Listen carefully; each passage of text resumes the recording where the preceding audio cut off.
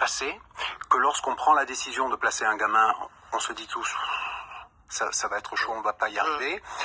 Alors c'est pas une absence de moyens. C'est quoi, c'est un déni? Ah, pas du tout. Non, c'est pas un déni. On est face à une pandémie où on devrait travailler ensemble. La justice, l'enfance, la santé. Pour l'instant, on n'est pas coordonnés. On essaie de réagir au coup par coup. Et on n'y arrive pas des masses. Du moins, c'est pas qu'on n'y arrive pas des masses. On a perdu le match. Perrine Goulet, je rappelle que vous êtes députée, spécialiste de ces sujets. On a perdu le match, comme le dit Michel Hammas, face à la question de la prostitution des mineurs. Alors, il faut savoir que la délégation aux droits des enfants que j'ai l'honneur de présider est en train justement de mener un cycle d'audition sur la partie prostitution des mineurs. Parce que vous avez raison, il n'y avait pas dans le dernier rapport.